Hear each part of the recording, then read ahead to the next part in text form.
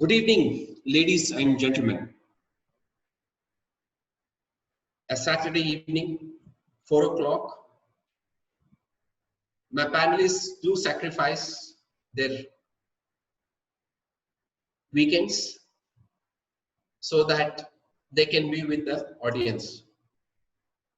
And audience, along with my panelists, sacrifice their weekends to be with my panelists. It's a mutual sacrifice so that we learn from each other. So friends, the 15th edition of Ray Talks is here. Today's discussion is on micro irrigation for agricultural transformation. I read somewhere, Jal hai to jahan hai. You know, if you see historically, if a dwelling has to happen, if a population has to move from one place to the other, if they want to set up a new, what you call a village, a town, or capitals for the states or the countries, the first thing the administrators would look into is that, does that area has water? That's the reason you see most of our countries' capitals are built next to the rivers, whether it's London or our own Delhi. So water is so significant in everybody's life. But how do we manage that water? That is what we are going to talk today. We are told by 2050, there will be 10 billion people living on our planet and 20% less arable land per person. Our country is arriving at a situation wherein the demand for water shall surpass availability and the country shall be staring at a water apocalypse. With the fast-paced growing Indian population and huge water scarcity, we need a way to increase agricultural productivity and resource efficiency. That's where, my friends, micro irrigation fits in the changing economic of agriculture by allowing farmers to produce more per hectare with less cubic meter of water. Micro irrigation technology is the only way forward to irrigate twice the area with available water. At present, in my country, India, it's about 20% of micro irrigation is covered, despite country's huge government's huge support in terms of subsidy and other factors. To discuss this, I have three very eminent personalities from this industry. Dr. V. Praveen Rao, Vice Chancellor, Professor Jai Shankar, Telangana State Agriculture Ministry. He may join at any moment. Had to go for a very urgent meeting with the Chief Minister's office. So the moment he finishes that meeting, he'll join us. Then we have Dr. Sangeeta Lada, Vice President, Jain Irrigation. And I have my friend, Mr. Kaushal Jaiswal, Managing Director, Rivulis. Let me take you through about this illuminaries' backgrounds. Dr. Praveen Rao Velchala is the first Vice Chancellor of Professor Jai Shankar, Telangana State Agriculture University, Hyderabad, the youngest state agriculture university in India after Telangana formation. Dr. Praveen Rao is a prominent contributor to micro irrigation, a strong believer in digital technology outreach to end users. His work in agro-knowledge management contributed to developing digital knowledge material on 142 drip irrigated agri-horticultural crops that helped in creating new capabilities, decision criteria for diffusion and adoption, and enhanced stakeholder value. Several educational, research and extension forums and interinstitutional collaborations both in India and abroad initiated by Dr. Praveen Rao as Vice Chancellor enabled Professor Jai Shankar, Telangana State Agriculture University to achieve the top rank in the country. My next panelist, Dr. Sangeeta Lada. She is an MTech from IIT Kharagpur. and doctorate in agricultural development studies. Currently, she is the vice president with Jain Irrigation. Dr. Lada's domain expertise is precision farming, automated irrigation and water management, protected cultivation, greenhouse technology, agri-value chain management, and digital informatics. She has over 30 years of experience. Dr. Lada was formerly director of Indo-Dutch Advanced and Practical Training Centers in high-tech horticulture, namely International Horticultural Innovation and Training Center, Jaipur, and of Horticulture Training Center, Pune. Dr. Lada has been instrumental in bagging and execution of innovative projects under US aid and Euro aid. My next panelist, Kaushal Jaiswal. Kaushal Jaiswal is the Managing Director of Rivulus Irrigation. Before joining Rivulus, Kaushal was Chief Operating Officer and Whole-Time Director at Zuari Agro Sciences.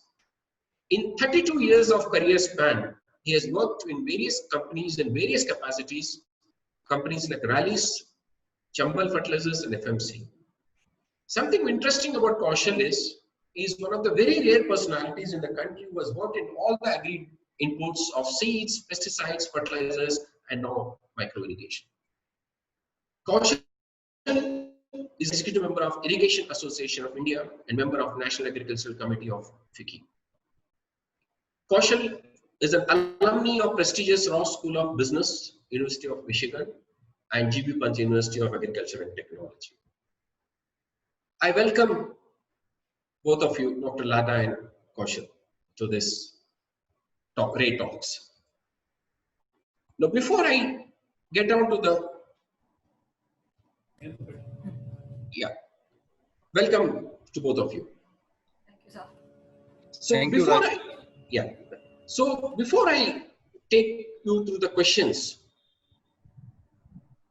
as we all know, this talk series, Ray Talks, is probably one of its kind in the world, which is happening at a very regular interval now every Saturday at 4 o'clock in the evening. And people look forward to hear speakers like you. Ray Talks is hosted by Ray Consulting. Ray Consulting is enhancing the businesses of agri-input companies and allied industry. We create vision, mission, and purpose for the businesses. I head this company. I worked in companies like Rallis, Keminova, PI Industries, and Nagarjuna. I am BS Agriculture from Hyderabad and MS Agriculture like Kaushal from Pantnagar, and hold a business management from XLRI Jamshedpur. I acknowledge the sponsors of this talk show, of this edition. The sponsors are from Cytozyme Incorporation USA, Seedworks International Hyderabad, and Shri Bioaesthetics Hyderabad. Shri Bioaesthetics Hyderabad is headed by Dr. K.R. Reddy. They are doing extremely good job in agricultural microorganisms.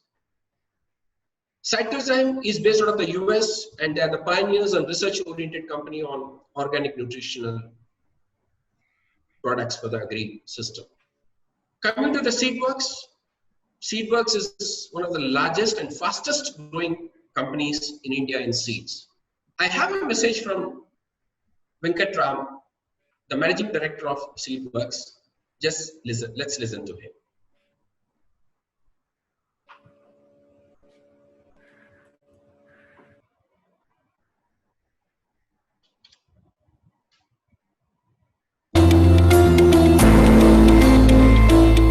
Good day and greetings from Seedworks. My name is Vasantawada Venkatram. I work as CEO for Seedworks International Private Limited, based out of Hyderabad, India. Seedworks' vision is to provide superior seed solutions by harnessing technologies and innovation to create value for all stakeholders in a sustainable manner. At Seedworks, we are committed to enhance the livelihood of the farming community by closely working with public, private, and civil society to meet the national goal of doubling up the farmer sector. The introduction of Agriculture 4.0 has paved the way for a new space in agriculture which we now call as the agri-tech sector. Companies use the latest and emerging technologies in agri-sector as an engine for sustainable growth. At Seedworks, being a life science and technology company, we are focusing on digitization and innovation as levers to meet the social, environmental, and the economic growth of the seed ecosystem.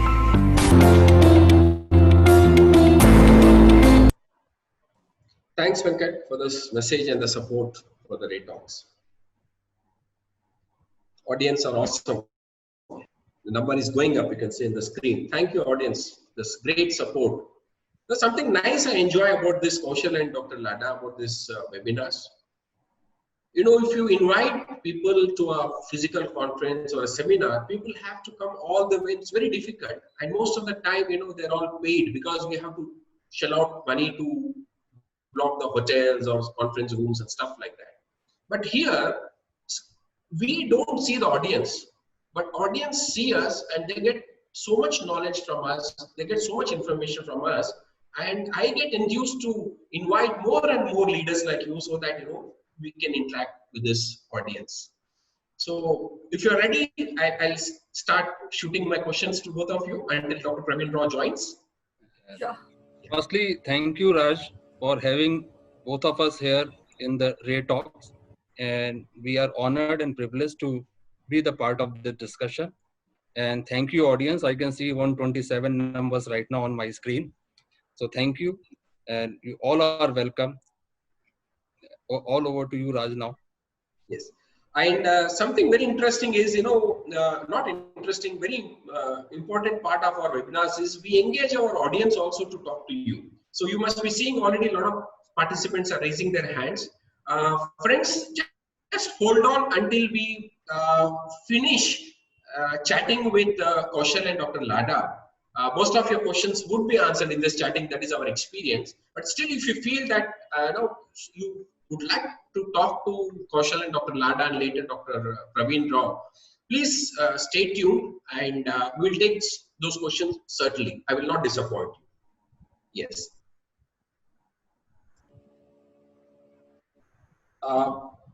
Dr. Lada, let me start with you. You've been spending 30 years in this industry, micro irrigation industry. What is the status of micro irrigation adoption in the country today? How do you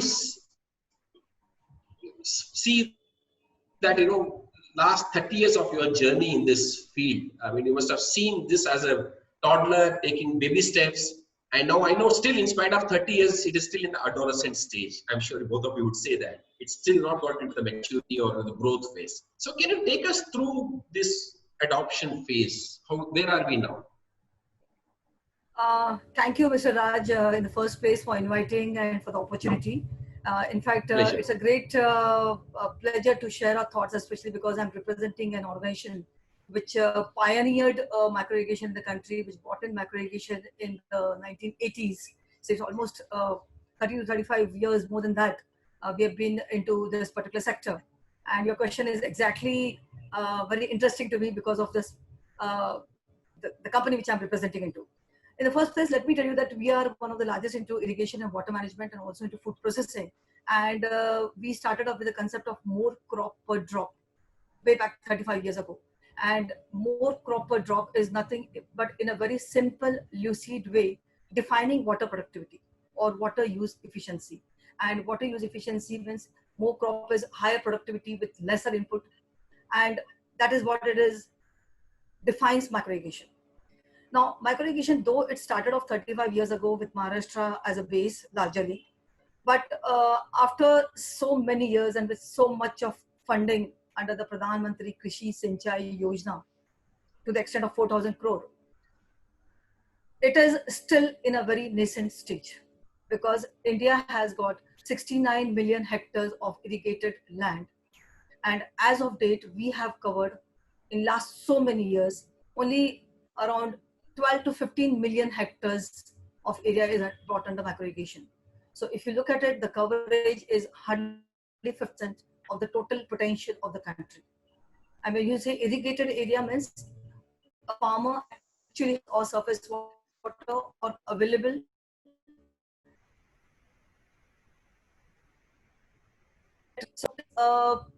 subsidies are something which did and for this particular sector. We will come down to the advantages later.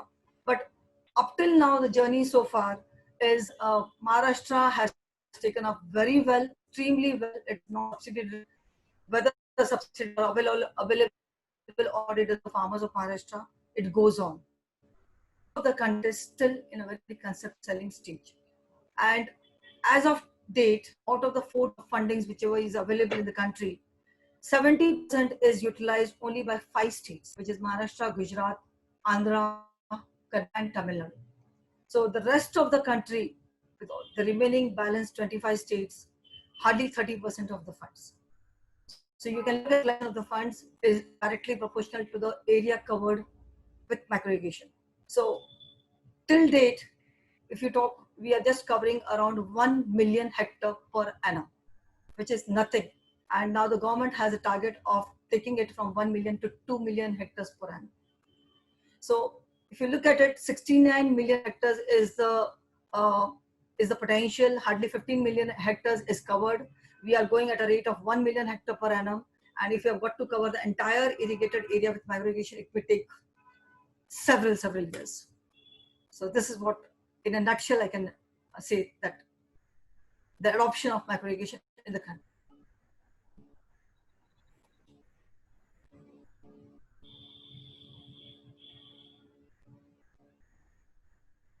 You're not audible. Sorry, Yeah. Kaushal, I come to you now. Thanks, Dr. Lada. In your view, when there are so many advantages, or let me start with what are the advantages of micro irrigation, Kaushal? And where are the lack of adoption from the farming point of view? As an industry, you would always project benefits, but where are the challenges we are facing in adoption?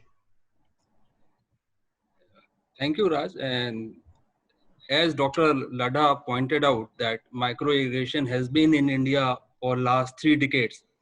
And globally, this technology has been around for last 5 decades, almost 5 decades, more than that, little bit. And it is well known to be the most efficient way to deliver water and nutrients to the plant. And it has a proven knockdown benefits.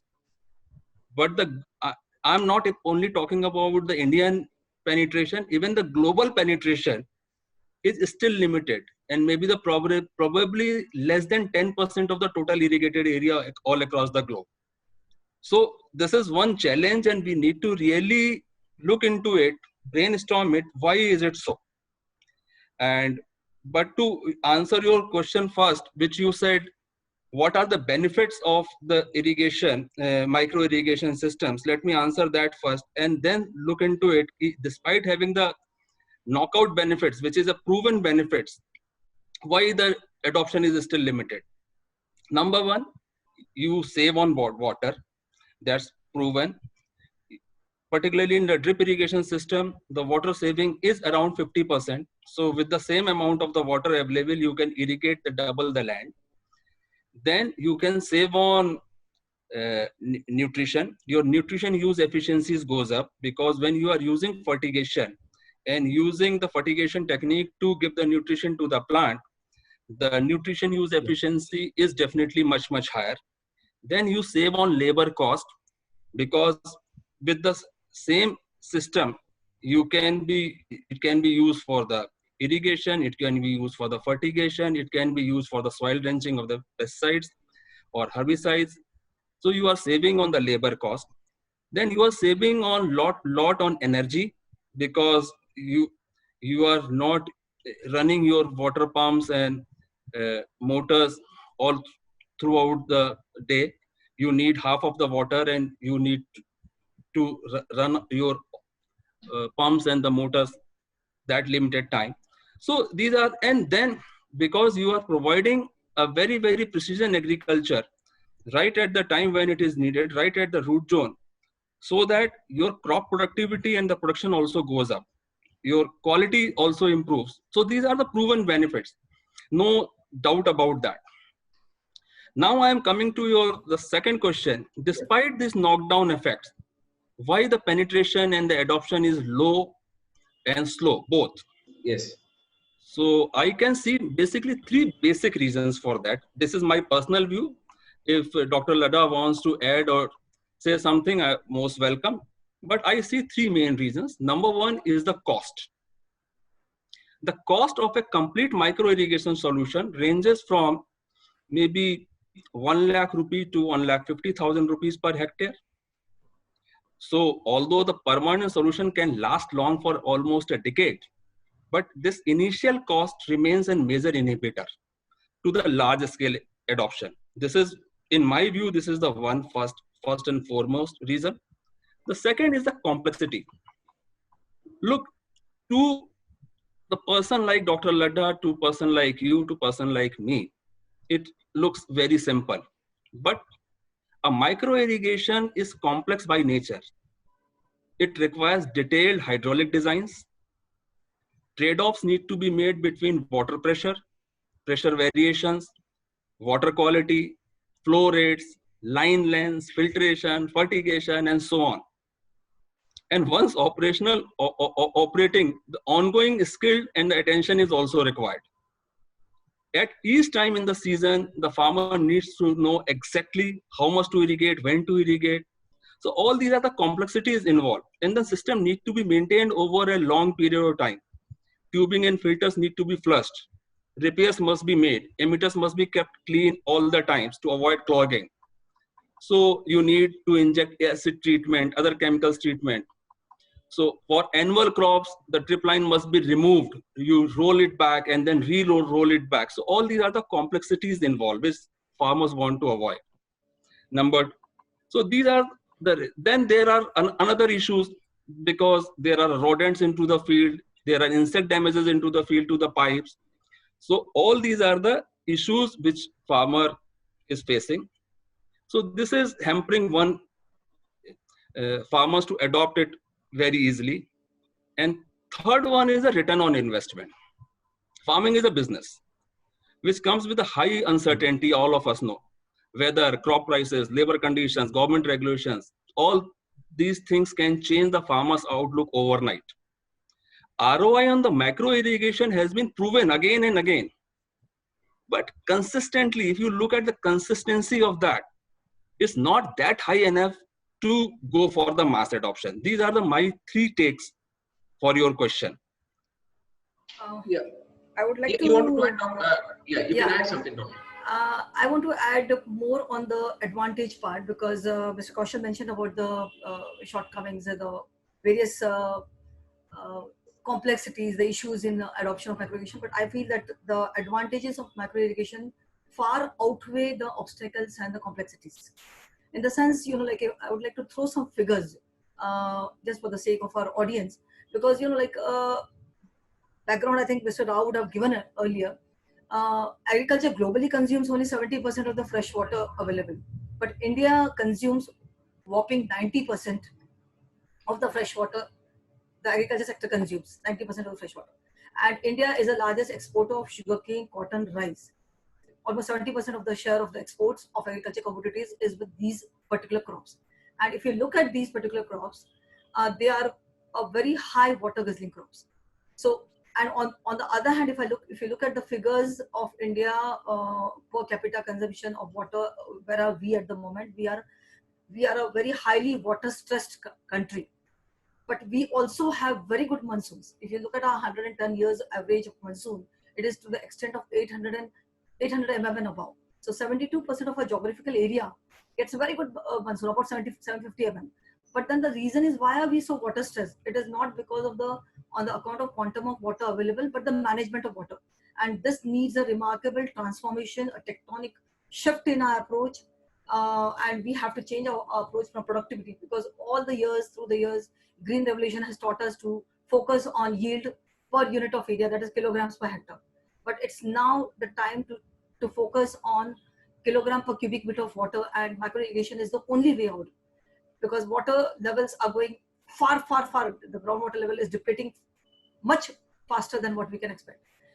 And if you look at the figures in case of sugarcane, the most water guzzler crop of the country, the yields, the sugarcane, in case of sugarcane, it is proven that the flood irrigation consumes more than 2 lakh liters of water per hectare, whereas with drip irrigation is hardly between 90 to a lakh of liters per hectare, which is almost 50 to 60% saving in water, and also increase in yield, because you can't think of a 100 tons per acre yield without drip irrigation. It is highly impossible. So the increase in yield is to the extent of 30 to 40% in most of the crops. Even in case of cotton, almost 60% high yields with 53% less water. And today there have been a lot of disruptions coming up in the sector. Today drip irrigation is being used also for rice and wheat. In case of rice, if you look at the figures, rice need not be grown in standing water. Rice with standing water consumes almost 3,500 liters of water is required to produce 1 kg of rice, whereas with drip irrigation, it requires only 1,000 liters of water. So looking at the various benefits of micro irrigation, there are complexities, there are issues with respect to operation, maintenance and all. But since we are taking a farmer from a regular farming to a scientific farming, these complexities could be resolved, could be solved, could be addressed. And a farmer should be motivated and must take up micro irrigation, come what may. Makes sense. Now, see, you said very important thing. I'm impressed. When I say impressed, very interesting. You know, we always related agriculture with the land geography part of it. So you are trying to move from square meter to cubic meter. That's something very interesting. I mean, awesome idea. You know, it's just not land, but it's water. It's like volume you're talking about. Yeah. A. B, and you mentioned that, you know, there's like, if I, you know, even in our colleges, we were taught, you know, something called microclimate is required for the cultivation of rice. So we were taught that, you know, that kind of a thing. But you mentioned now that, I mean, I don't know if I can use the word, it's a myth that, you know, you need water, so much water to cultivate rice. Dr. Lada, now because of this pandemic happening, you know, we saw a lot of rice area has moved from transplanting to direct seeded. Has it given any hope or rather, you know, opportunity to adopt for micro irrigation? In fact, Mr. Raj, not so much, because rice is still the mentality of the farmers is standing water.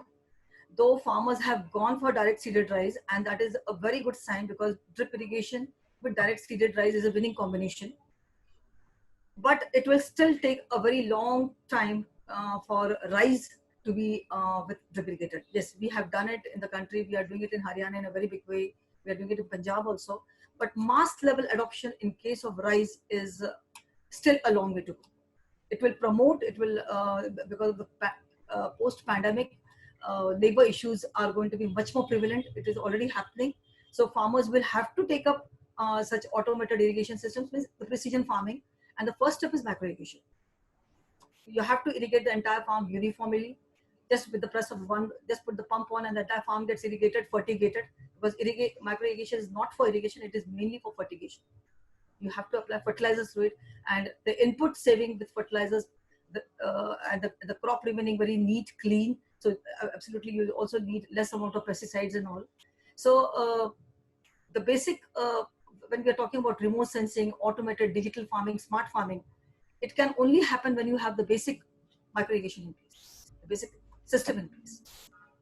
In fact, I'll come to that question. I mean, I have a related question with the digitization little later, which is now our passion also, because we are working very closely on digitization of agriculture. I'll come to that little later. But now this prompts me to put a question to each one of you. Kaushal, you are part of the association, and Jain Irrigation is there for the ages. I mean, both of you. I would like to put one question to each of you. Probably Kaushal can answer this question first, then Dr. Lada. From industry's point of view, from the association point of view, or individual capacity, what are the ways adopted to ensure or to sensitize farmer that this is a better way of irrigating your crops? Similarly, Dr. Lada, later after Kaushal finishes, what are the government initiatives being taken given other than subsidy? Subsidy is one portion. Now, in fact, most of the governments have withdrawn that also.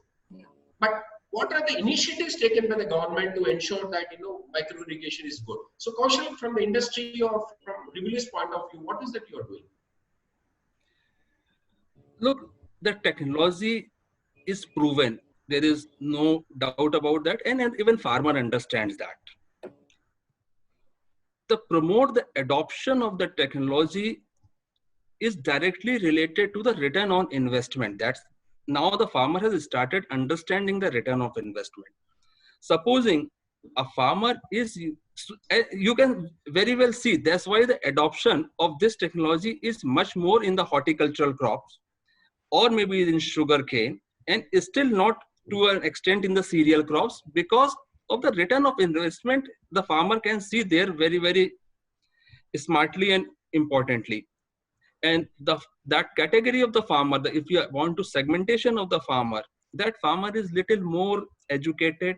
Those who are into the horticulture crops, those who are going for the high-tech agriculture or the precision agriculture, and their understanding of the technology is much, much better than the normal farmer. And the second biggest issue, biggest challenge with the farmer is the land holding here. The very, very smaller set of land holdings. Can we work out kind of a community irrigation projects? Because a farmer who is having a small land holding of 1 acre, 1.5 acre, and then viability, and then there is a lot of associated cost of the filtration and the header units and the mains and the sub mains, which if that cost is divided among the set of farmers, and then only drip line cost is to be borne by the farmer who is having his field. So this can be promoted little more easily. Secondly, despite government giving the subsidies, and subsidy ranging between 50 to 90%, and in some of the states 100%. Yes. I'm not talking of the states where is the 100%, but still where is the subsidy is 50%. The 50% itself initial cost which farmer has to give from his own pocket is very, very high. Can we as an industry or as an entrepreneurs or as individuals, or we can from the farmer producers organization, can we do and arrange a low cost funding for a farmer for that initial investment, which is not subsidized, and can be recovered in 2 or 3 crop cycles, not in 1 crop cycle? If that happens, so in my view, if that low cost funding is available, and the second challenge here is because the farmer cannot give any collateral here, because it is not a tractor or agri implement or something like that where this can be set as in collateral for funding this. Once the drip line is laid out into the field, it cannot be used as a collateral security. So it has to be given without collateral. I am not a banker, I am not from the finance side, but people will have to find a way out to fund it at a low cost, which can be recovered in 2 or 3 crop cycles for the initial investment. And then I think the adoption rate will become much, much faster. That's what my take is. Dr. Lada, before I come to you, I just have an extension question to you, Kaushal. Now, when we spoke about a small land holdings and things, that's really a challenge thing. It's easy to say to adopt, then now I know the practical challenge. Now, with this contract farming law being little coming into the picture, will irrigation, micro irrigation association will play a role along with the contract farming corporates? In my view, when this contract farming is happening, the contract farming is happening basically for the buyback arrangement. Land still belongs to the farmer. The farmer is the same. Yes. You are just contracting it for the buying back his produce. This situation can this situation can change if the agricultural land leasing becomes a legal thing in India. If the people like me, you, and the corporate can lease out the land, consolidate the land, and then do the farming. Supposing we consolidate the land from say 100 farmers, 1 acre each and create an 100-acre mass, then it's much easier to do and adopt the micro irrigation at that level. So in contract farming, I have my own doubts because it's a contract for the buying back of the produce, but the land still belongs to the farmer and actual farming is being done by the farmer only. But if the land leasing happens, then yes, definitely it will enhance the adoption. Great. Yes, thanks, Kaushal. Yes, Dr. Lada, how is the government initiative in this? I know one part, yes, besides the land holding, you gave an idea probably. I would be excited if the entire village is, gone with the micro irrigation and then share the cost or government helps or something like that. Where do you see the government intervention? Actually, apart from the Ministry of Agriculture, government has taken up very good initiatives in last, I think, 5 to 10 years. And this Pradhan Mantri Krishi Sinchai Yojana is with 3 different ministries. One is with the Ministry of Water Resources. The Prime Ministry is Agriculture Ministry because per drop more crop, the micro irrigation is actually with the Agriculture Ministry. But the Ministry of Water Resources have conceptualized and implemented a very large community micro irrigation project, which is a canal command area. Very large project to the extent of 24,000 hectares in Karnataka and to the extent of 10,000, 5,000 hectares in several parts of the country on the canal command area, which is, like the water from the canal is given to the farmers field through underground pipeline, and then further it is dovetailed with micro irrigation. And such projects government has taken up in a very large way. We are also part of such projects with very high-tech automation and centralized control with SCADA systems, digitization and everything. But nevertheless, apart from such community level projects, the government has also taken up initiatives of Har Khet Ko Pani. There's one scheme wherein, because if you have to have micro irrigation, you need water and you also need electricity. What if you don't have water and electricity on your farm? So the government has come up with the Kusum scheme wherein a farmer is being given solar pumping. So even if you don't have electricity, you can still do farming. Even if you don't have water, you can have secondary storage structures. So the resource creation, the water storage structures and water from the canal till the farmer's field is something which government has taken up initiative. But there are several complexities in that also, because there are 2 ministries. One ministry is giving water to the farmer, outlet to the farmer. The other ministry is supposed to go and install micro irrigation over there, but it does not happen because the 2 ministries are not working in complementary with each other. So, and on the same farm, you should be giving the solar pump. It does not happen in reality, but government has got very good schemes for promotion of micro irrigation, and this is something which will really lead to a revolution, because if you have water, if you have irrigation, if you're bringing a rainfed area into irrigated area, it is something, a way forward for micro irrigation. Okay, I have a combined question to both of you now. Then I'll come to integrated agri-input complementing this industry. From industry's point of view, what are the strategies to combat the downturn of the sector? I mean, I feel somewhere, like if a farmer goes for a micro irrigation, he, after the life period of whatever period it is, 3, 4, 5 or whatever number of years of period of the micro irrigation, farmer is reluctant to go for relaying the same technology. And what are the ways to look forward to accelerate the adoption of micro irrigation? Can you both, throw a light on this factor? Question, so you would like to take first, or shall I do it? Ladies first, Sangeeta ji. Then... Now, since we are from the industry, it may not be taken up that I'm talking for the enhancement of our business, but it is from the real sense I'm talking on this particular part. Like I just mentioned that, that all the ministries to work in tandem with each other in order to have a real micro irrigation on the ground, because Har Khet Ko Pani to be combined with per drop more crop to be combined with the Kusum scheme and enable micro irrigation. That is one part, one strategy, which is called as integrated water resource management. So integrated way from resource to root, something which we have conceptualized. So you get water and you have tail end, everything, whatever you conceptualize, any scheme, whatever is conceptualized, it should be conceptualized only with one objective, water use efficiency. If you're putting solar pump, it is not just for pumping water and giving water by flood. It has to be dovetailed. Compulsions has to be there in place that you get a solar pump only and only if you have macro irrigation place. Government of Rajasthan has done this earlier. Government of Gujarat also, with they give the electricity connections only to them, those who have macro irrigation. So this is one of the ways.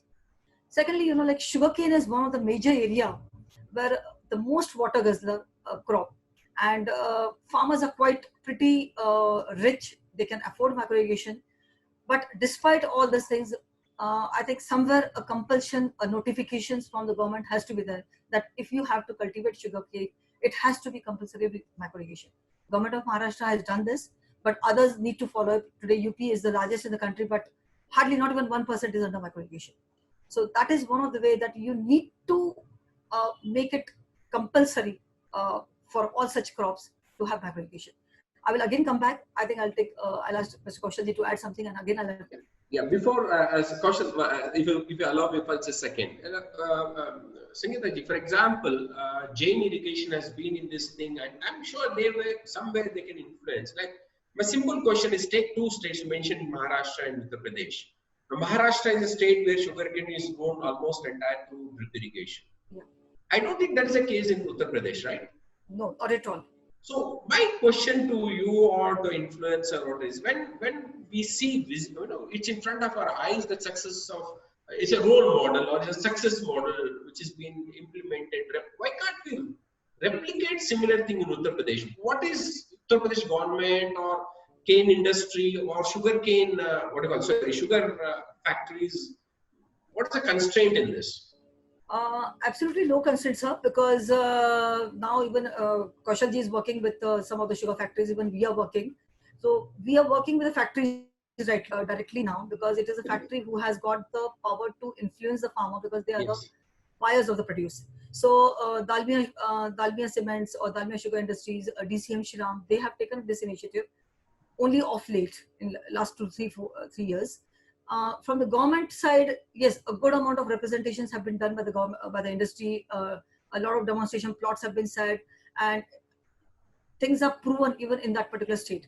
Now it's only a matter of scaling up, but it might take a good amount of time because it is ultimately the farmer who has to drive this. A farmer has to be passionate. A farmer gets free water, free electricity, and I probably believe take Punjab, take Haryana, take all these north states. It has somewhere spoiled them. Because as long as free water, free electricity is available, nobody is very serious about conservation of water. Got it. Yes, Kaushal, over to you. Okay. I beg to differ a little bit with Dr. Sangeeta Ladha. We are into a democracy. So compulsion doesn't work here. You cannot make something mandatory or compulsory. It has to be voluntarily adoption. And you cannot push farmers that supposing you want to grow sugarcane, you'll have to adopt drip irrigation system. That strategy may not work or may backfire. And so because we are into a democratic setup and the compulsion is not a very good idea and none of the government will be able to do that. So let's be very honest with each other on this. The compulsion will not work. But yes, what she was telling, the resource to root, there are 3 components of the Pradhan Mantri Krishi Sinchai Yojana. One is Har Khet Ko Pani, and there is more crop per drop. What is happening around it? We need to dovetail these two.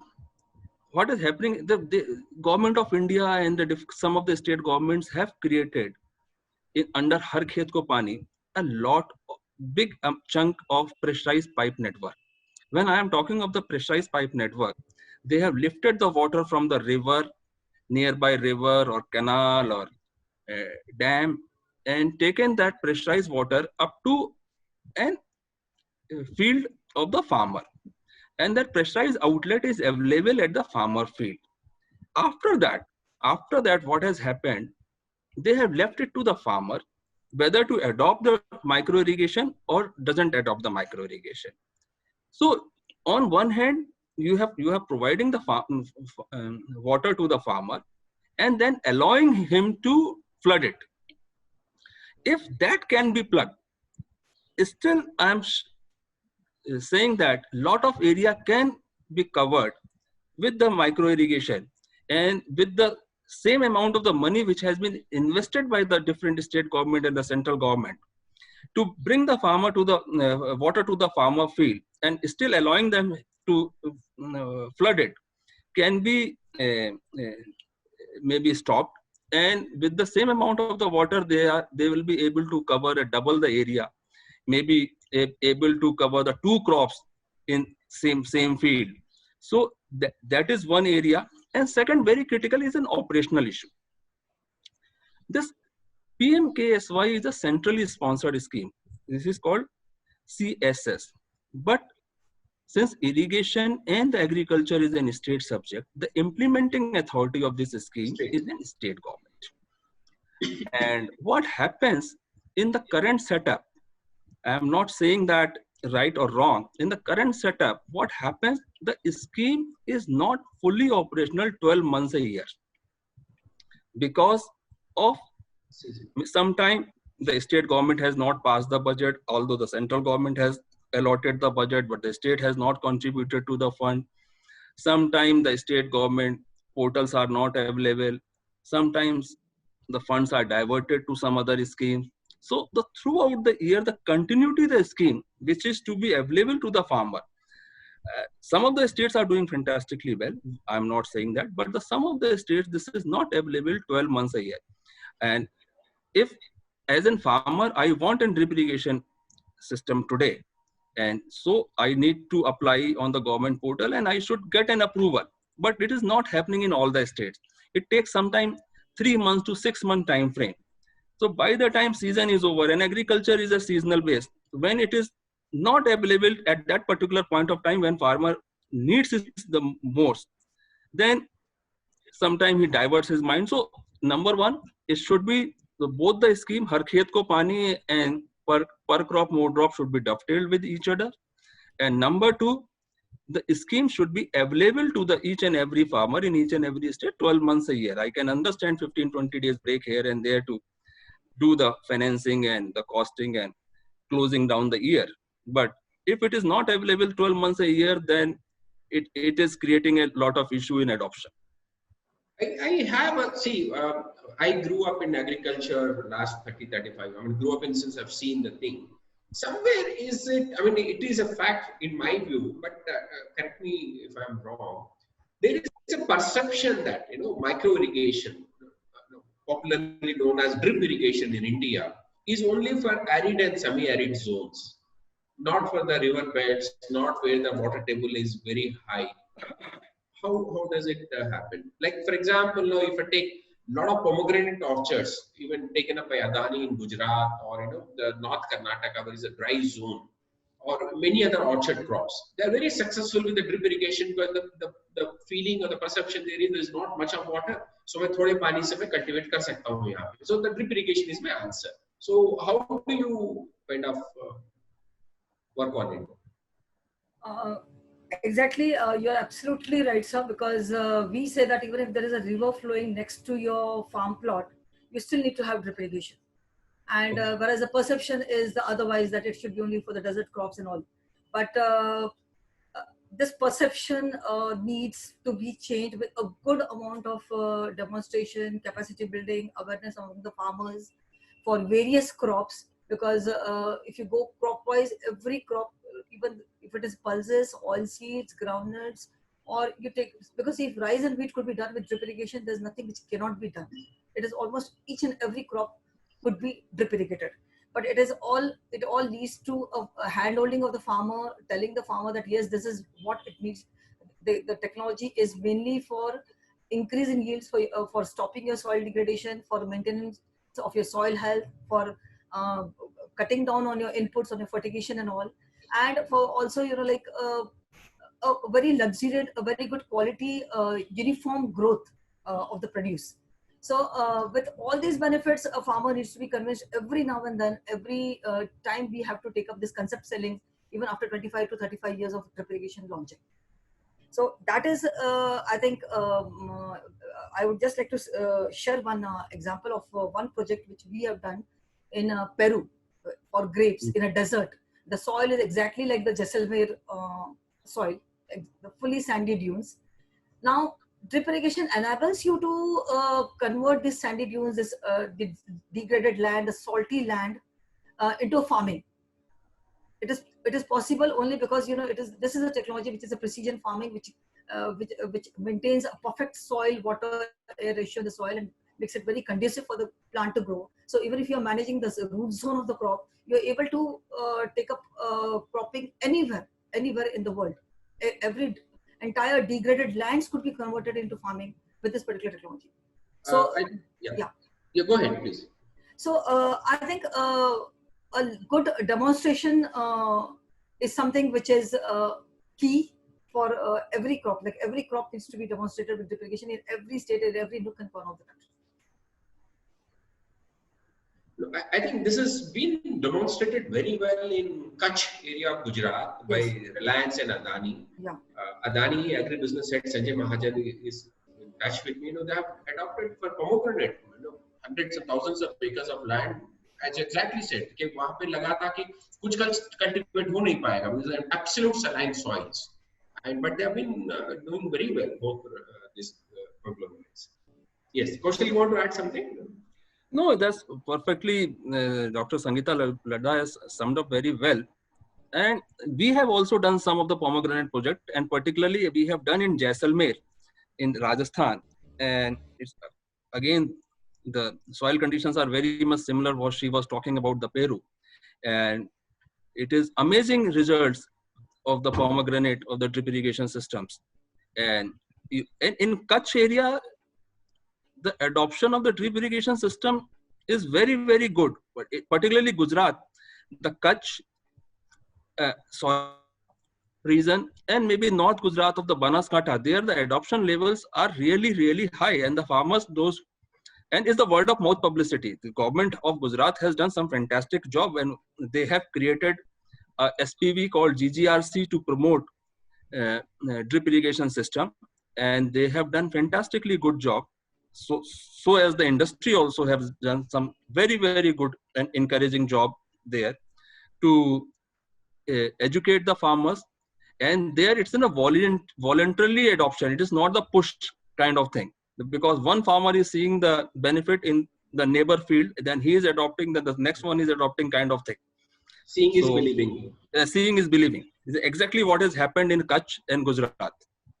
Mr. Raj, I would like to add one thing, because since Mr. Kaushalji mentioned about Banaskantha, so I cannot really resist myself.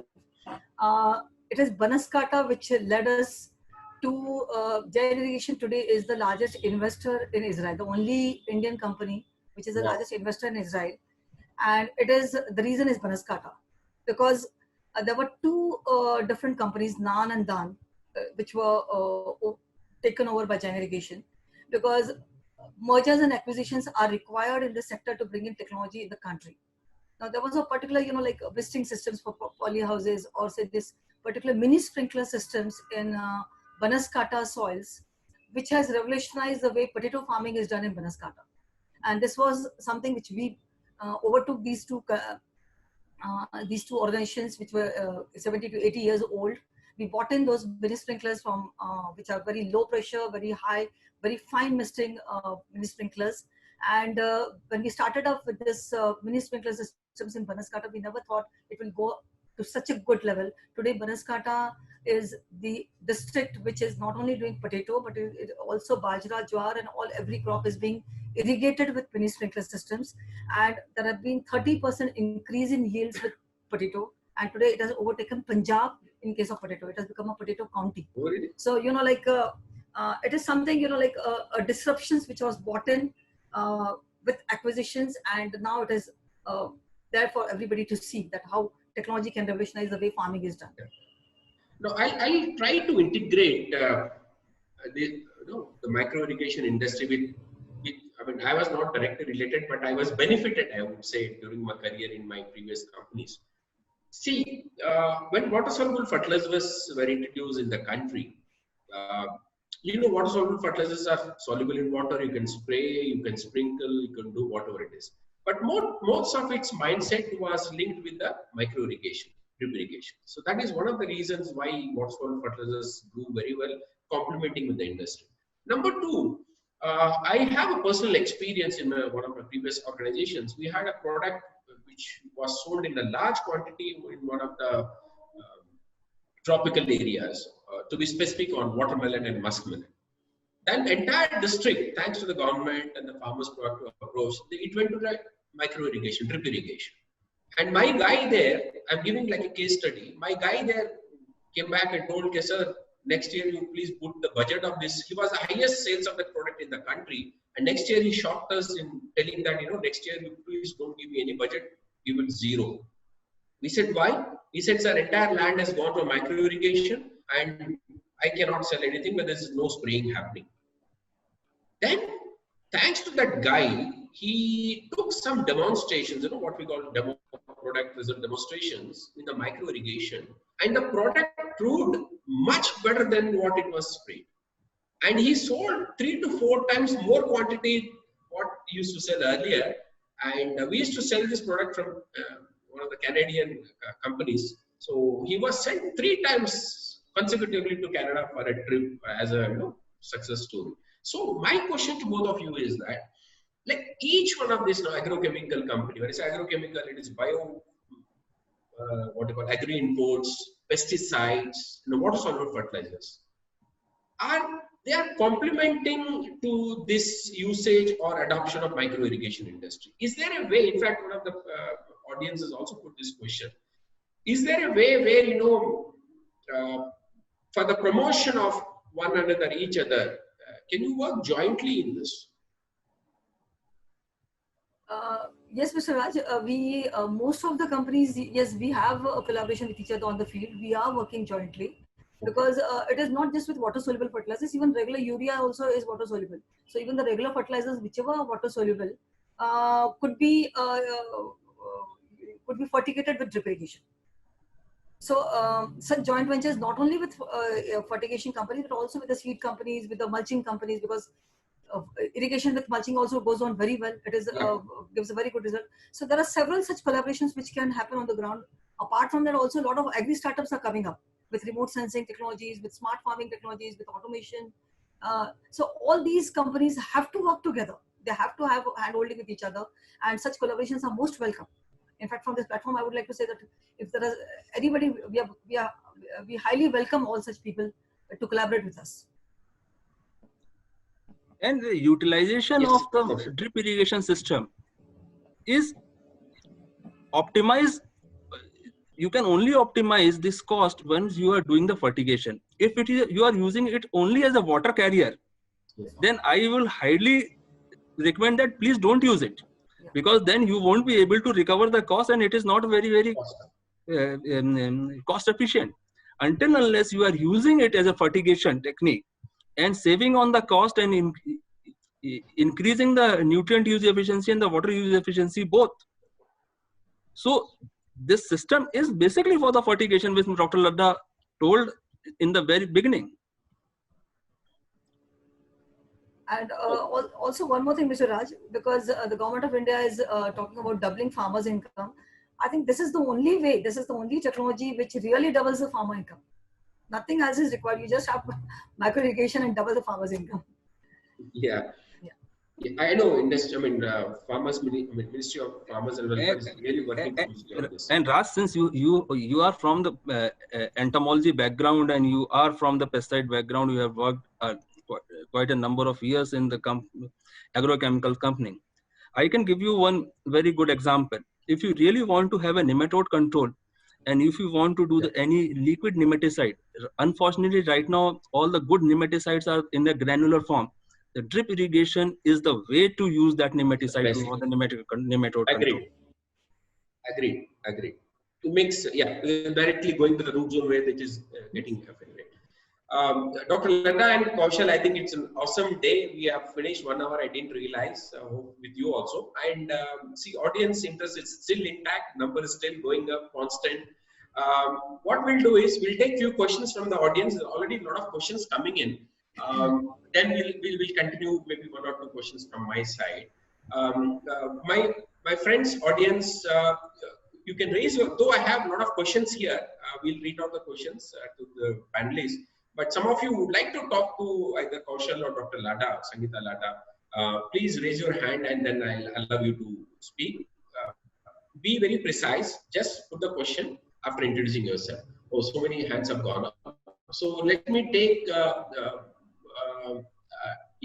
I have with me Dr. GBK Rao, who is the chairman of Pragati Resorts. He himself is an outstanding personality. So let him talk. Doctor, honor to have you. Please unmute yourself and speak. He is one of the world's most prominent environmentalists. Namaskar. Namaskar. Namaskar, Doctor. Namaskar, sir. A great event. And congratulate you all. Doctor, in case if you're in office or something, if you want, you can go on video also.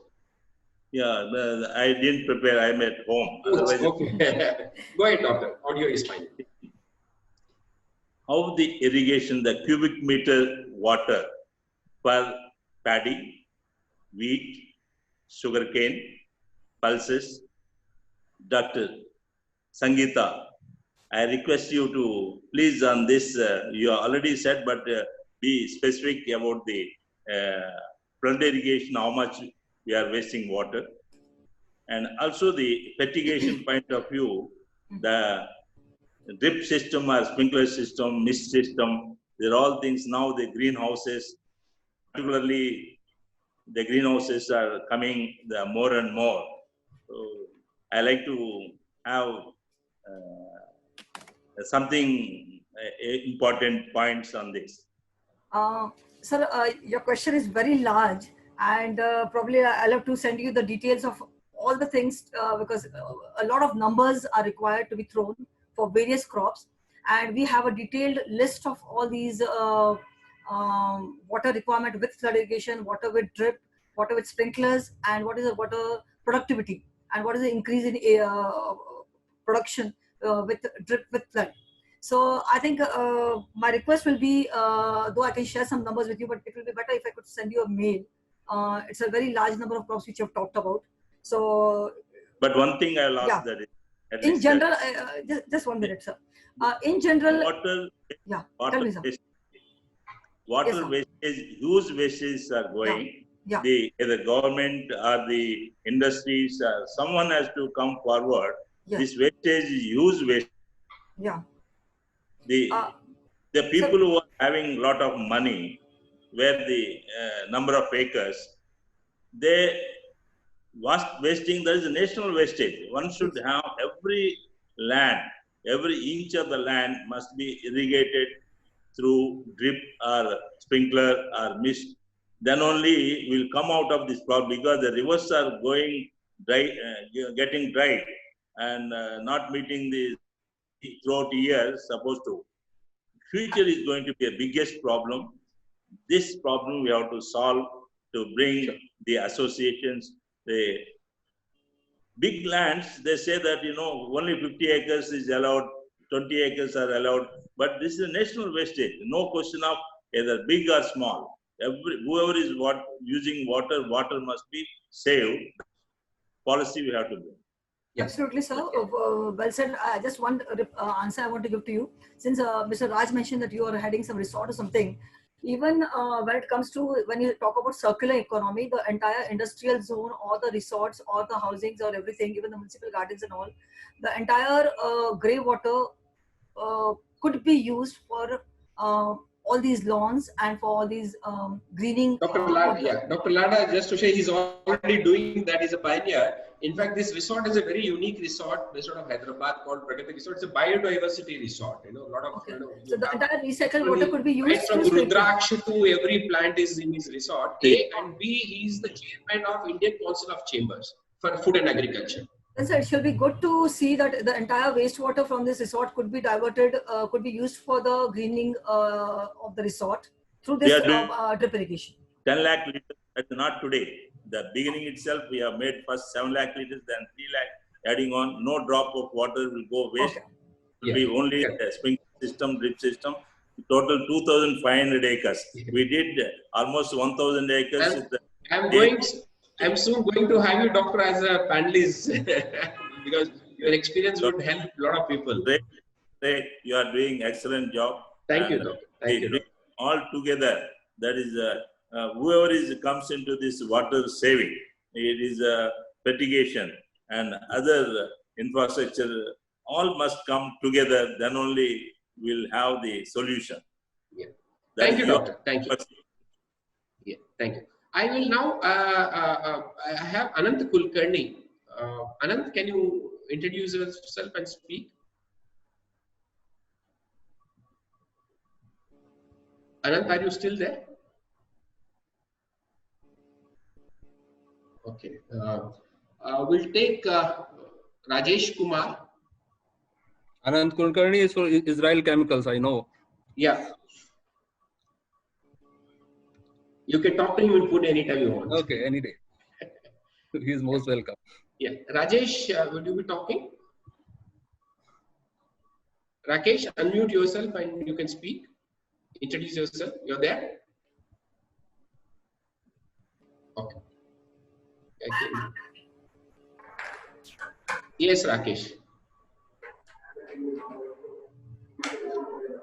Rakesh, you have a question? Susant? Susant Chandra? Yes, sir. Yes, sir. Good evening to everyone. Good evening. Introduce yourself and put a quick question. Yes, I'm Sushant Chandra from ICR now, and I'm doing my PGDM Agribusiness Management. My question to Kaushal sir was like he was talking about the contract farming and the FPO thing, and also the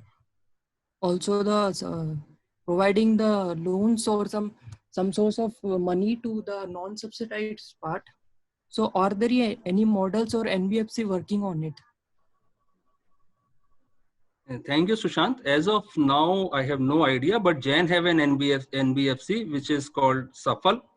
They are providing the loans to the farmers related to the agri input. I know for sure.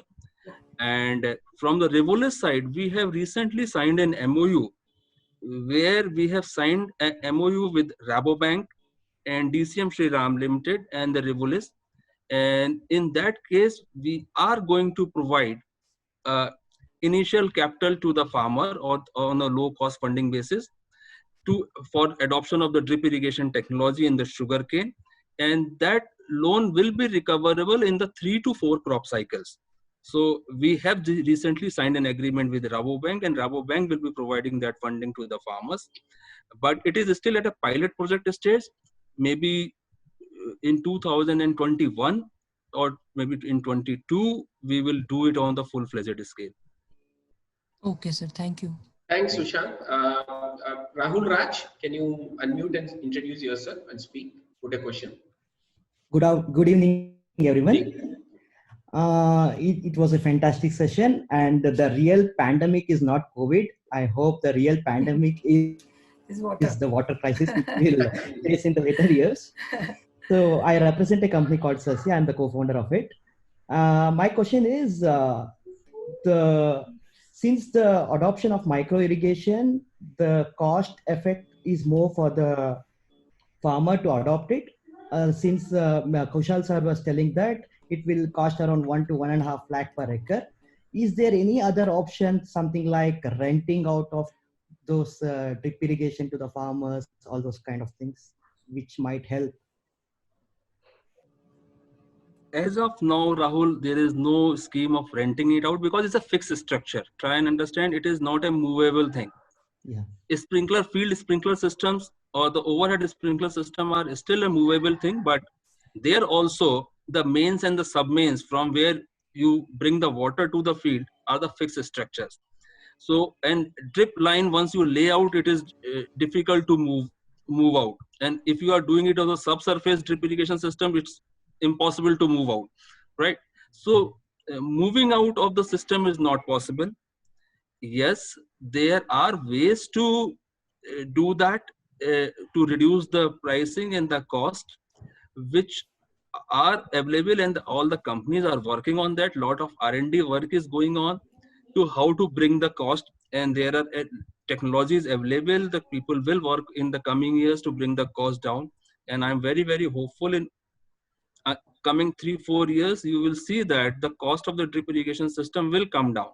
No second thought on that. And it will be the beneficial. It is a question of scale also. You look at the adoption of the smartphones or the adoption of the mobile phone technology. The moment the scaling has, the operation has scaled up and there is a mass adoption of this technology, the cost has come down. So as the prices have come down. And similar thing will happen in the drip irrigation system. Wait for some time. Okay. I want to add one thing, if just sorry intervening in between. Rahul, see, the system is, the life of the system, the warranty from the companies itself is for 5 years, but the system goes on for 10 years. Up to 10 years, you can see that nothing happens to the system. That is one thing. So you have to look at it from the cost, that once you buy it, it is going to be there for a very longer time. Secondly, like when you are able to take one more additional crop with available water, so it is, you are able to repay back the sum invested in hardly 2 to 3 years. So it is something which though it is capital intensive, but nevertheless with additional crop and with the increase in volumes of your crop with 40 to 50%, it is worth adopting. If you look at the very prominently the cost benefit ratio, it is hardly 3 to 4 years as a payback period. Okay. Thank you, Rahul. Thank you. We'll take the last question, Abhishek. Yeah, Abhishek, unmute and introduce yourself. Are you there?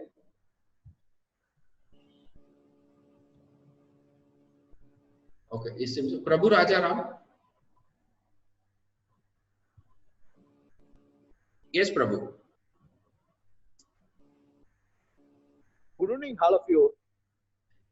Yeah, good evening. For horticultural landscaping, can you introduce yourself? Can you introduce yourself, Prabhu? Using drip irrigation. Prabhu, can you introduce yourself? I am Prabhu, BS Horticulture. I am Prabhu from Chennai. I complete BS Horticulture. I am working for landscaping field. I more of a difficult drip irrigation problem. How much require the plants water irrigations? I don't know. Anybody explain that? What is the question? The water requirement of the plant and plants and the flowering plants, trees also. Okay. See, water requirement, we have a particular formula calculated for every crop based on the evaporation, based on the water, the soil, the evapotranspiration level of the crop, the area where it is. So it's worked out for every crop for every region, and based on that only the system is designed. So water requirement, to throw figures will be difficult, but the basis of drip irrigation design is the water requirement of the crop. And first the water requirement is calculated and then only the system is hydraulically designed. So based on what flowering, what is the crop to crop spacing, what is the row to row spacing exactly, we will be able to tell you what is the amount of water required per hectare per acre or for your particular site. The manual system, how to calculate, ma'am? That's a separate lecture altogether. There's so many clients for the only for price reduced for the manual system like that. No, Rahul, this is actually a full lecture on design which we give on what, right from water requirement to. Prabhu, you can put your question in the chat or Q&A. I will forward it to Dr. Sangeeta Ladda. So we will try. You share your email ID. What we will do is we will reply it back. Yeah, I'll send the mail. Already send the questions. Okay. Okay. I will note it down. I'll come back. Thank you.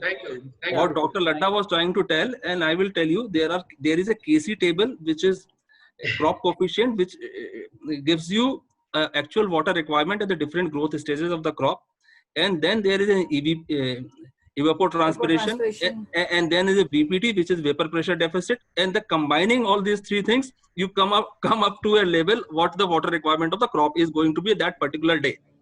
So Prabhu got the mantra. Prabhu got the answer. Yeah, thanks, Prabhu. Now we'll take, though I said last question, probably I'll take Venkatesh BK. Introduce yourself and quick question, please. Specific question. Venkatesh? Yeah. Unmute yourself. Yeah. So good evening all. I'm Venkatesh here. I'm responded for ICICI Foundation for South India. I would like to know the community managed micro irrigation projects. and its advantages, challenges and how to overcome. What are the challenges facing across community managed micro irrigation projects? How did we overcome that? Mr. Venkatesh, all the community managed projects have necessarily been totally funded by the government only.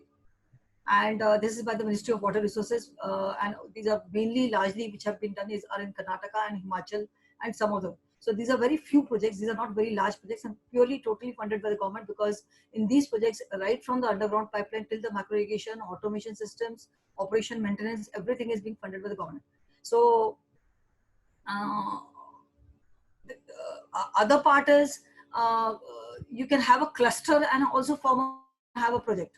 That is, like the Gujarat Water Resources Development Corporation has done. Wherever there are wells, they have on every well there are 10 to 20 farmers. So from the well to the farmers, individual level, like you have, so lift water from the well and give it to 20 farmers and have drip irrigation over there. That is what government of Gujarat has done as a subunits. So community management projects are several models are there, several challenges in every year.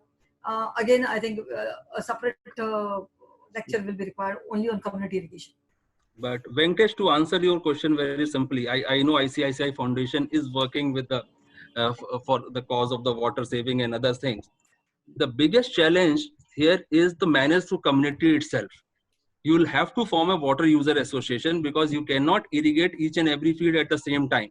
So you'll have to allocate the water basis on the different time zones. So biggest challenge in any community irrigation project is to forming of the water user association, and then allotting the time frame to the different farmers that your field will be irrigated at so and so time. So this is the biggest challenge. Otherwise, technical side and operational side, the technical side there is no challenge. The operational side, this is the challenge. So we need to have a really strong water user association headed by some very influential guy in the village. Yeah. Is there any successful model, such community user groups being formed and which is taken up very well? Recently, we have done one small project of 400 hectares, almost 600 acres in Sangli. If someone is interested, we can show it to him. That is for the sugarcane farmers. Here the sugar factory was involved and Revolut was involved, and then we have created this community irrigation project, very small one in Maharashtra in Sangli. We have done pretty large projects, but huge 40-50 projects we have done. But nevertheless, we can always share that. Thank you. Yeah, I know I have just received one thing in the chat box. Mr. Vasudev Rao has written that questions posted in Q&A box are not picked up by Ray Consulting. What we do is we send it to the panelists, Mr. Vasudev Rao. But we encourage direct chat with the panelists. I would request, if you are around, I'm sure you are around, you can have a word with the panelists with your questions. Can you unmute and speak to them? Vasudev Rao? Can you unmute? Okay. There are a lot of, interestingly, I think this is one webinar, seminar, what we call is largest number of questions and interaction with the panelists. I see all of you see the 26 questions coming in. So let me check quickly, what Vasudev Rao has put a question, and then we'll try and answer his question. Okay, I'll pick up the smallest one sentence question he has put. Community MIS in Karnataka, how successful was the initiative? Can one of you answer this? Yeah. Yes. Since we have done this particular project, Ramthal project, which is, I think, world's largest micro irrigation project on 24,000 hectares, out of which we have allotted 12,000 hectares. And I think it is a showcase of technology, like the weather, automated digital cloud operated irrigation fertigation systems, sensors installed on the farm, and 12,000 hectares being managed centrally with SCADA systems and all. So I feel that this has been a most best initiative of the government, and it has completely changed the way the farming is done in that particular area. Water has been made available to every farm, and it has changed the cropping pattern of the farmer. The economic viability of the area has gone. The socio-economic sustainability is totally changed. The landscape has changed over there. So it has led to a system which is economically viable, socially sustainable, and environmentally also adaptable, and change the landscape of the people over there. Similar project also we have done it in Punjab. There also, like farmers have been able to take 2 to 3 crops where they were only dependent on rain. So now farmers have been able to take 3 crops per annum in place of 1 crop and change the dynamics of this area. Yeah, hope your question is answered, Mr. Vasudev Rao. And Mr. Vasudev Rao, I mentioned in the beginning of our session that most of the questions that come while you're all listening to the panelists are answered while they are talking. So that's the reason most of the questions don't get answered. But one question I'm tempted to put to the panelists here, which is from Sunil Maruti, who's asked, why cannot we adopt kibbutz, K-I-B-U-T-Z model in India as it is in Israel to overcome land holding problems? Kaushal from Israel? Kibbutz is nothing but the community living. Let's understand it. What is kibbutz called? Kibbutz is a community living. So there are some common resources and some individual resources. And in India, we always believed in the philosophy of the Vasudhaiva Kutumbakam. So in entire village is more or less living like a kibbutz. Only thing is, in villages, there is no common kitchen and no common field. And these are the two things which are being done in the kibbutz in Israel, where generally there is a common kitchen. The food is distributed to among all. And there is a common field which everyone has a right on that, and then the income is distributed among all the kibbutz members. So it's more of the community living and the mix of the community living and the cooperatives. Good. Thanks for putting that question. I mean, I got enlightened with this answer. Yeah. Friends, I think we had 1.5 hours thing. Sorry, I got the message, Honorable Vice Chancellor Dr. Praveen Rao is still stuck in the engagement with the Chief Minister's office, so he couldn't join us. But surely I'll get him sometime later, maybe exclusively, because he has worked so much on micro irrigation, both in the industry as well as in the government sector, and now in the education sector, being the Vice Chancellor. This brings to an addition, end of this edition, though I won't call it an end. Probably, as Dr. Lada and Kaushal were mentioning, that probably each one of your questions deserves an episode by itself. So Kaushal and Dr. Lada, help me out with these questions, and then we'll see if we'll have a virtual webinar, conference sometime on micro irrigation. I don't mind taking the lead and doing it for the welfare of the Indian community, farming community. That we will do. You want to say something, Kaushal? No, I just want to say, yes, webinar is a right way of doing it, because this is a wide topic and it requires 2 or 3 sessions to have absolutely and very, very specific interaction and the questions. So yes, in the future we are open for a whole day webinar with 3 or 4 sessions. So where different panelists and the specialists can answer all those questions. Yeah, we'll do that. We'll surely we'll start one of these days. So friends, thank you. Before I say thanks and continue with my thing, Kaushal and Dr. Sangeeta Lada, you have the parting messages for this session.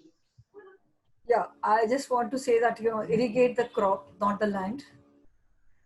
And we have to move forward to smart farming.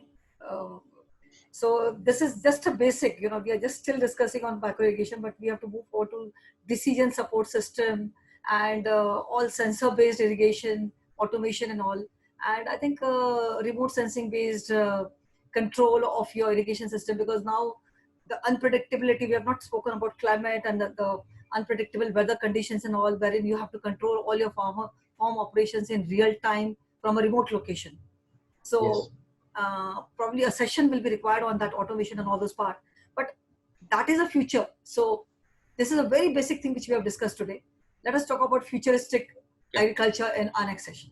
In fact, in the beginning, somewhere in the middle also, I mentioned that I want to put some questions on digitization, micro irrigation, that is still pending. Yeah. I think that itself is a whole session. We'll come back to it later when we come. Yeah, Kaushal? There are the 3 basic challenges which related to irrigation, which a farmer faces on a daily basis. Number one, how much to irrigate, and number two, when to irrigate. If we can provide that answer to the farmer, how much to irrigate and when to irrigate, we will be doing a lot of justice to the farmer and will help saving the water and do a lot of precision agriculture. But to sum up, I really want to say one sentence. We all, whosoever is present in this webinar, we should be committed to leave a better world for the next generation. And we can do it by adopting the drip irrigation system and saving water for the fresh generations. Thank you very much. Awesome, Kaushal. I think water is not forever. Yes, it's not an infinite resource. Infinite resource.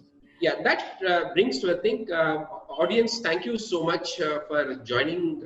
And I can see the interest. Almost everybody who joined in the beginning are continuing even after 90 minutes. So as you all know, Ray Consulting brings this talk series every Saturday. The series, after we finish talking to Kaushal and Dr. Sangeeta Lada, in next couple of days, we'll upload in our YouTube channel. So some of you who couldn't attend the whole, or maybe please, I'm sure most of you would be telling your friends that, "Arey yaar, tune kya miss kar diya?" So let them not get disappointed. We upload all our leaders who speak to me. We upload all of them on our YouTube channel. So you can visit YouTube/Ray Consulting. You'll see all our past recordings, including today's, maybe next couple of days. And we are also posting all these sessions on Facebook and LinkedIn on pages of Ray1 Agri Consulting LLP. So you can visit those pages and like them. So you get notifications as and when we do all this, not only talks, but various other activities. So friends, this brings to an end of our today's edition. But very important, now every Saturday most of you are blocking for Ray Talks. I'm so happy.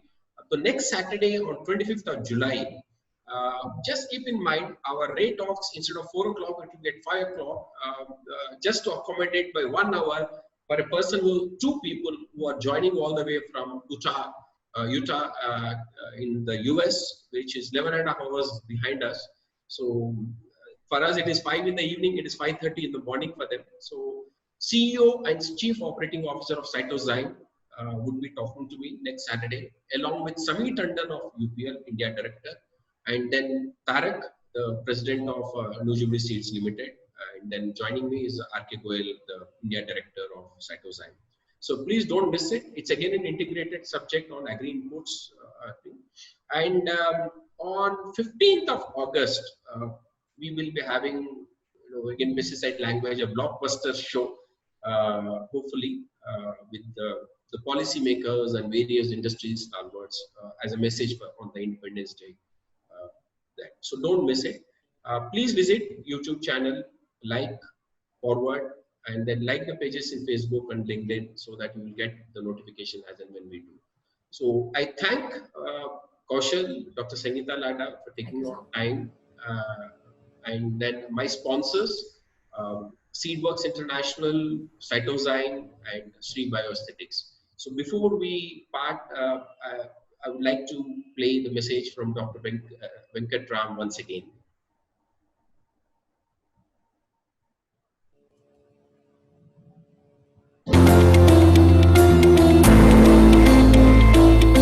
Good day and greetings from Seedworks. My name is Vasantawada Venkatram. I work as CEO for Seedworks International Private Limited, based out of Hyderabad, India.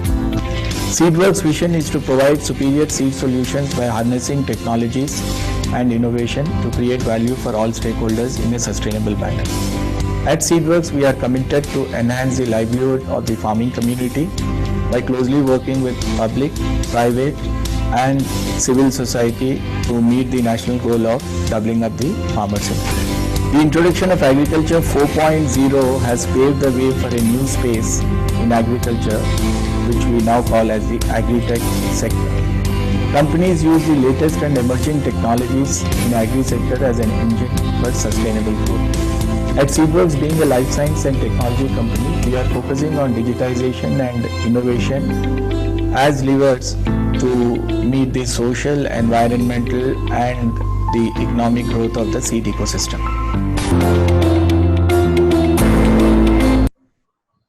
Yeah, that's it. So far we have got speakers from agri value chain, from pesticides, micro irrigation today, seeds, fertilizers, finance. Next week we'll have an integrated inputs team coming in. Then we will be having from greenhouses, that is protected cultivation. The Netherlands government would, not government, the representatives would join us. And then we'll be having how horticulture is taking a beautiful shape. I will be talking to INI founders one of these Saturdays. So all of you, please stay tuned and join us. Take care and stay safe. Thank you, Kaushal. Thank you, Dr. Sangeeta. Thank you. Thank you, Rajkumar. Thank you very much. And thank you all. Take care. Thank you. Bye-bye. Bye.